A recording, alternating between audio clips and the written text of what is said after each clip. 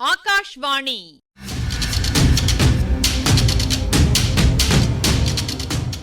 பொன்னியின் செல்வங்கள் வாசிப்பும் ஆய்வும். வாசிப்பவர் ராமசுவாமி சுதர்சன் அவர்கள்.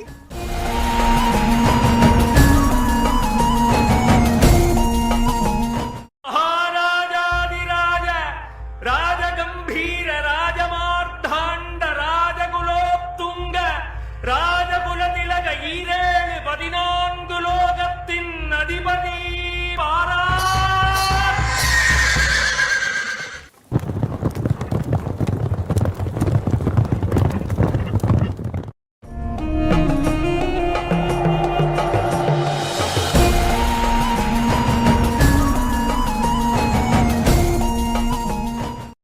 வீரபாண்டிய சக்கரவர்த்தியின் படுகொலைக்கு பழிவாங்கும் அந்த படலம் முடிந்த பிறகு எப்படி தப்பிச் செல்வது, சிசு சக்கரவர்த்தியை பத்திரமாக எப்படி பாண்டவர் மலைக்கு கொண்டு போய் பத்திரமாகச் சேர்ப்பது, கடம்பூரிலே எப்படி சந்திப்பது என்பது பற்றிய அனைத்து ஏற்பாடுகளையும் செய்து முடித்து அந்த ஏற்பாடுகளைப் பற்றி விவரித்த பிறகு ரவிதாசன் அப்போது நந்தினியிடம் கேட்கிறான், அம்மணி, ஒரு விஷயம் மறந்து போய்விட்டது. அதாவது ஆதித்த கரிகாலன் கடம்பூர் சம்புவரையன் மாளிகைக்கு வந்து சேர்வதாக நந்தினி சொன்னதற்கு அவ்வளவு நிச்சயமில்லை என்று சொல்ல, எப்படி சொல்லுகிறீர் என்று நந்தினி வினவுகிறாள். தகுந்த காரணத்தை கொண்டுதான் சொல்லுகிறேன். கடம்பூர் மாளிகைக்கு எக்காரணத்தை கொண்டும் வர வேண்டாம் என்று ஆதித்த கரிகாலனுக்கு ஓலை போகிறது. பழையாற இளைய புரோட்டியும் முதன் மந்திரி அனிருத்தரும் அவ்விதம் செய்தி அனுப்பியிருக்கின்றார்கள். அந்த விவரம் எனக்கு தெரியாது என்றா நினைத்தீர்? தெரிந்திருந்தும் அவன் கடம்பூருக்கு வருவான் என்று எதிர்பார்க்கிறீர்களா? ஆம், அவசியம் எதிர்பார்க்கிறேன். ஆதித்த கரிகாலருடைய இயல்பு அந்த பழையாறை பெண்பாம்புக்கு தெரியாது. அன்பில் பிரம்மராட்சதனுக்கும் தெரியாது. மாயமந்திர வித்தைகளில் தேர்ந்த உமக்கும் கூட தெரியவில்லை. எந்த காரியத்தையாவது செய்ய வேண்டாம் என்று யாரேனும் தடுத்தால் அதைத்தான் ஆதித்த கரிகாலர் கட்டாயமாகச் செய்வார். அது எனக்கு தெரியும், நிச்சயமாகத் தெரியும். ஆதித்த கரிகாலர் அருள்மொழிவர்மனைப் போன்ற எடுப்பார் கைப்பிள்ளை அல்ல. மதுராந்தகனைப் போன்ற பயங்குள்ளி பேதையல்ல. கடம்பூருக்கு வரவேண்டாம் என்று தமக்கையும் முதன் மந்திரியும் செய்தி அனுப்பியிருப்பதனாலேயே கட்டாயம் ஆதித்த கரிகாலர் கடம்பூருக்கு வந்து சேருவார் என்றாள் நந்தினி. தேவி, அதையும் தாங்கள் பூரணமாக நம்பியிருக்க வேண்டாம். அவர்கள் அனுப்பிய செய்தி காஞ்சிக்கு போய் சேராது என்றான் ரவிதாசன். என்ன சொல்லுகிறீர் ஐயா? சற்று விளக்கமாகச் சொல்லும் என்றாள் நந்தினி. அவளுடைய குரலில் இப்போது பரபரப்பு துணித்தது. தேவி, ஆதித்த கரிகாலனுக்கு செய்தி யார் மூலமாக அனுப்பப்பட்டிருக்கிறது என்பதும் தங்களுக்கு தெரியுமா என்று ரவிதாசன் கேட்டான். நிச்சயமாக தெரியாது, ஆனால் ஊகிக்க முடியும். நல்லது, ஊகிக்க வேண்டிய அவசியமில்லை. அவனை நாங்கள் பிடித்து கொண்டே வந்திருக்கிறோம். சக்கரவர்த்தி மழைக்கு ஒதுங்கியிருந்த மண்டபத்தில் அவனும் இருந்தான். நம்முடைய ரகசியங்கள் எல்லாம் அவனுக்கு தெரியும். அவனை மேலே உயிருடன் போக விடுவது நமக்கு நாமே சர்வநாசத்தை தேடிக் கொள்வதாகும். ஏய் இடும்பன்காரே, எங்கே அந்த ஒற்றனை இங்கே அழைத்து கொண்டு வா என்றான் ரவிதாசன். இடும்பன்காரி பள்ளிப்படை கோவிலை நோக்கி போனான். அவனும் இன்னும் 2 பேரும் போனார்கள். நந்தினி அந்த திசையை உற்று நோக்கத் தொடங்கினாள். இத்தனை நேரமும் கடுகடுவென்று இருந்த அவளுடைய முகத்தில் இப்போது மறுபடியும் மோகன புன்னகை தவழ்ந்தது. இடும்பன்காரியும் இன்னும் 2 பேரும் வந்தியத்தேவனை நெருங்கினார்கள். அலுத்துச் சலித்துப் போய் அரை தூக்கமாக உட்கார்ந்திருந்த அந்த வீரன் மீது திடீரென்று பாய்ந்தார்கள். வந்தியத்தேவன் அவர்களோடு மல்யுத்தம் செய்யலாமா என்று ஒரு கணம் உத்தேசித்தான். பிறகு அந்த எண்ணத்தை மாற்றிக்கொண்டான். என்னதான் செய்கிறார்களோ பார்க்கலாம் என்று சும்மா இருந்தான். ஒரு பெரிய கயிற்றினால் அவனுடைய கைகளைச் சேர்த்து உடம்போடு கட்டினார்கள். பிறகு அவனுடைய 2 தோள்களையும் 2 பேர் பிடித்து நடத்தி அழைத்து கொண்டு வந்து நந்தினியின் முன்னால் நிறுத்தினார்கள். வந்தியத்தேவன் நந்தினியை பார்த்து புன்னகை புரிந்தான். நந்தினியின் முகத்தில் எவ்வித மாறுதலும் இப்போது தெரியவில்லை. அமைதி கூடிக்கொண்டிருந்தது. ஐயா, மறுபடியும் என்று ஆரம்பித்தாள். ஆம் தேவி, மறுபடியும் வந்துவிட்டேன். ஆனால் நானாக வரவில்லை என்று சொல்லி சுற்றிலும் உள்ளவர்களை நோக்கினான். நந்தினியின் அருகில் இருந்த சிறுவன், அம்மா, இவன்தான் என்னை இருட்டில் பிசாசு முழுங்காம காப்பாற்றினவன். இவனை ஏன் கத்தி போத்திருக்கு என்று கேட்டான். வந்தியத்தேவன் சிறுவனை பார்த்து, குழந்தை சும்மாரு, பெரியவர்கள் பேசிக் கொண்டிருக்கும்போது குறுக்க பேசக்கூடாது. பேசினா உன்னை புலி விழுங்கிடும் என்றான். புலியை நாம் விழுங்கிடுவேன் என்றான் சிறுவன். மீனால புலிய விழுங்க முடியுமா என்று வந்தியத்தேவன் கேட்டான். அவனைச் சுற்றிலும் இருந்தவர்களின் கண்டங்களிலிருந்து ஒரு பயங்கரமான உருமல் சத்தம் வெளிவந்தது.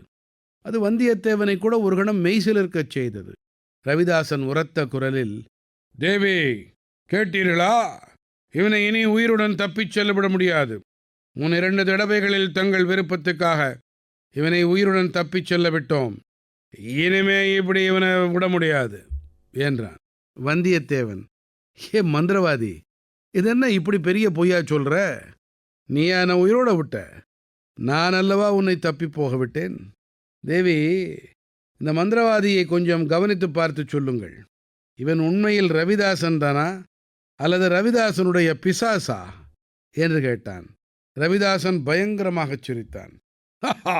ஆம், நாம் பிசாசுதான். உன்னுடைய இரத்தத்தை இன்று குடிக்கப் போகிறேன் என்றான். மீண்டும் அங்கிருந்தவர்களின் தொண்டைகளிலிருந்து பயங்கர உருமல் குரல் வெளியாயிற்று. இதற்குள் சிறுவன், அம்மா, இவன்கிட்ட ஒரு நல்ல குதிரை இருக்கு, அது எனக்கு கொடுக்க சொல்லுங்க என்றான்.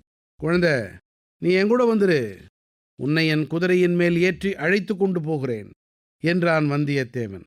ரவிதாசன் வந்தியத்தேவனை நோக்கி கோரமாக விழித்து, அடேய், வாய மூடிக்கிட்டே என்று சொல்லிவிட்டு நந்தினியை பார்த்து, தேவி, சீக்கிரம் கட்டளையிடுங்கள் என்றான். நந்தினி நிதானமாக, இவர் எப்படி இங்கு வந்தார், எப்போது வந்தார் என்று கேட்டாள். சக்கரவர்த்தி மழைக்கு ஒதுங்கியிருந்த மண்டபத்திலிருந்து அவரை இந்த ஒற்றன் எடுத்துக்கொண்டு ஓடிட பார்த்தான். நல்ல சமயத்தில் போய் நாங்கள் தடுத்து பிடிச்சு கொண்டு வந்தோம். ஒரு கணம் தாமதமா போயிருந்தா விபரீதமா போயிருக்கும் என்றான் ரவிதாசன். ஐயா, இவர்கள் சொல்வது உண்மையா என்று நந்தினி கேட்டாள். தங்களைச் சேர்ந்தவர்கள் உண்மை சொல்லக்கூடியவர்களா என்பது தங்களுக்குத்தானே தெரியும், எனக்கு எப்படி தெரியும் தேவி என்றான் வந்தியத்தேவன். நந்தினியின் முகத்தில் தோன்றிய புன்னகை மின்னலைப் போல மறைந்தது. அவள் ரவிதாசனை பார்த்து, ஐயா, நீங்கள் எல்லோரும் சற்று அப்பால் சென்றிருங்கள், நான் இவரிடம் சில விஷயங்களை தனியாக கேட்டறிய வேண்டும் என்றாள். தேவி, இந்நேரமாகுது, அபாயம் நெருங்குகிறது இந்த வேளையில் என்று ரவிதாசன் கூறுவதற்குள் நந்தினி கடுமையான குரலில், சற்றுமுன் நாம் செய்து கொண்ட நிபந்தனையை நினைவுபடுத்திக் கொள்ளுங்கள், மறுவார்த்தை சொல்லாமல் உடனே அகன்று செல்லுங்கள், சக்கரவர்த்தியையும் அப்பால் அழைத்து போங்கள் என்று கூறி சிறுவனுடைய காதில், குமாரா, சற்று அவர்களுடன் நகர்ந்து போ, உனக்கு இவரிடமிருந்து குதிரை வாங்கித் தருகிறேன் என்றாள். ரவிதாசன் முதலியவர்கள் பின்னர் மறுவார்த்தை பேசாமல் அந்தச் சிறுவனையும் அழைத்து கொண்டு அவசரமாக அப்பால் போனார்கள். நந்தினி வந்தியத்தேவனை லேசான தீவர்த்தி வெளிச்சத்தில் ஊடுருவி பார்த்து, ஐயா, உமக்கும் எனக்கும் ஏதோ ஒரு துவந்தம் இருப்பதாக தோன்றுகிறது. அம்மணி, அந்த துவந்தம் மிக பொல்லாததாயிருக்கிறது, மிக கெட்டியாகவும் இருக்கிறது, என் உடம்பையும் கைகளையும் சேர்த்து இறுக்கி கட்டி இருக்கிறது என்றான் வந்தியத்தேவன். உம்முடைய விளையாட்டு பேச்சு கொஞ்சம் நிறுத்தி வைத்துக் கொள்ளுங்கள். வேண்டுமென்று இங்கு வந்தீரா, தற்செயலாக வந்தீரா? வேண்டுமென்று வரவில்லை, தற்செயலாகவும் வரவில்லை. தங்களுடைய ஆட்கள்தான் பலவந்தமாக என்னை இங்கே கொண்டு வந்து சேர்த்தார்கள். இல்லாவிட்டால் இத்தனை நேரம் கொள்ளிடக்கரையை அடைந்திருப்பேன். என்னை பார்க்கும்படி நேர்ந்ததில் உமக்கு அவ்வளவு கஷ்டம் என்று தெரிகிறது. என்னை பிரிந்து போவதற்கு அவ்வளவு ஆவல் என்றும் தெரிகிறது. தங்களை பார்க்க நேர்ந்ததில் எனக்கு கஷ்டமில்லை, தவிர தங்களை பிரிந்து போவதற்காகத்தான் உண்மையில் வருத்தமாயிருக்கிறது. தாங்கள் மட்டும் அனுமதி கொடுங்கள். ஒரு பக்கத்தில் அந்த கிழட்டு பழுவேட்டரையரிடமும் இன்னொரு பக்கத்தில் இந்த பயங்கர மந்திரவாதிகளிடமும் அகப்பட்டு கொண்டு தாங்கள் திண்டாடுகிறீர்கள். ஒரு வார்த்தை சொல்லுங்கள், இவர்களிடமிருந்தெல்லாம் தங்களை விடுதலை செய்து அழைத்துப் போகிறேன். எங்கே அழைத்துப் போவீர்கள்? இலங்கை தீவின் காடுகளின் அனாதையைப் போல அலைந்து கொண்டிருக்கும் தங்கள் அன்னையிடம் அழைத்துப் போய்விடுகிறேன் என்றான் வந்தியத்தேவன். இப்பகுதியின் ஆய்வினை வழங்குகிறார் ஐங்கரன் அவர்கள். நந்தினியே ஒரு கூரிய வாள், அவளே அதை வீசக்கூடியவள். அவளை அறிந்தவர்களுக்கு இது தெரியும். ரவிதாசன் கோஷ்டிக்கு நல்லாவே தெரியும். இந்த ஒரு வாரத்துக்குள்ள நிறைவேற்ற வேண்டிய வேலைகளை ஆணையாகவே தெரிவிச்சிட்டா. ஒரு பகுதியினர் சக்கரவர்த்திய பத்திரமா பஞ்சபாண்டவர் மலைக்கு கொண்டு போய் சேர்த்துடணும், மற்றவங்க கடம்பூருக்கு வரணும், சம்புவரையன் மாளிகைக்குள்ள வரக்கூடியவர் வரலாம். எஞ்சியவர்கள் எப்பவும் எதுக்கும் ஆயத்தமாக இருந்து உயிரோட விரைவாக தப்பியோட பார்க்கணும். இணையில்லாத தலைவியான தேவின்னு சொல்லிக்கிட்டு வந்தாலும் இந்த கூட்டத்தில் தனக்கு ஏற்பட்ட ஏமாற்றத்தை ஏற்றுக்கொள்ள முடியல ரவிதாசனால. முந்தைய கூட்டத்தில் நம்முடைய முதன்மையான விரோதி ஆழ்வார்க்கடியான் என்ற பொய் பெயரோடு திரியும் திருமலையப்பன் தான்னு கடும் கோபத்துடன் சொன்னது நினைவிருக்கும். அவனை கண்ட இடத்துல கொன்னுடணும்னு உத்தரவு போட்டான். ஆனா அது அத்துணை எளிதாக இல்லை என்பதை பார்த்தோம். இளவரசருக்கு நீ காப்பு, உனக்கு நான் காப்புன்னு சொல்லக்கூடிய அளவுக்கு செல்வாக்கு இருக்குது திருமலையப்பனுக்கு. சோழ பேரரசின் முதன் மந்திரியோட பிரதம சீடனை நெருங்க முடியுமா? இலங்கையில காட்டு வழியில வந்துகிட்டு இருந்த போது அருள்மொழிவர்மரை குறி வச்சு எய்யப்பட்ட அம்பு அவரோட மின்வேக இயக்கத்துக்கு ஈடு கொடுக்க முடியாம ஆழ்வார்க்கடியானுக்கு பயந்து அவன் தலப்பாகிய மட்டும் கொத்திக்கிட்டு போனதை பார்த்தோமே. நல்லது. கந்தமாறன், பார்த்திபேந்திரன், வந்தியத்தேவன் இந்த 3 பேர்ல தொடக்கத்திலிருந்தே ரவிதாசனுக்கு கவலை தந்து வந்திருப்பவன் வந்தியத்தேவன். ஒரு எடுத்துக்காட்டு. கோடிக்கரையில ரவிதாசன் கேட்கிறான், அந்த முட்டாள் பல்லவனும் என்ன செய்ய போகிறானாம்?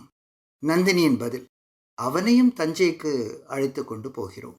அவனிடம் ஜாக்கிரதையாக இருங்கள். கவலை இல்லை, நான் காலால் இட்டதை தலையால் செய்ய காத்திருக்கிறான். ரவிதாசன் நுட்பமான விஷயத்தை தொட்டதும் கொஞ்சம் தடுமாறி போயிடுறான் நந்தினி. இருந்தாலும் ஜாக்கிரதையாயிருப்பது நல்லது. காஞ்சி ஒற்றன் வந்தியத்தேவனிடம், தாங்கள் கொஞ்சம் ஏமாறி போனீர்கள் அல்லவா? இப்போதைக்கு ஒழிச்சு கட்ட வேண்டிய பகைவன் வந்தியத்தேவன் தான்.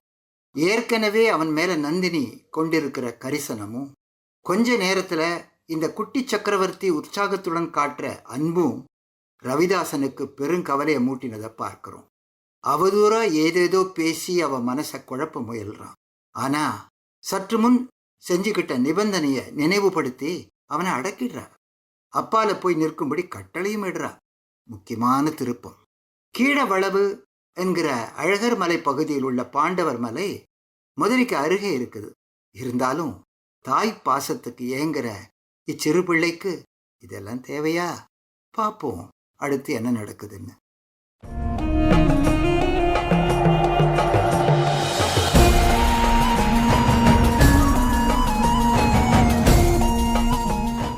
பொன்னியின் செல்வங்கள் வாசிப்பும் ஆய்வும் கேட்டீர்கள். வாசித்தவர் ராமசுவாமி சுதர்சன் அவர்கள்.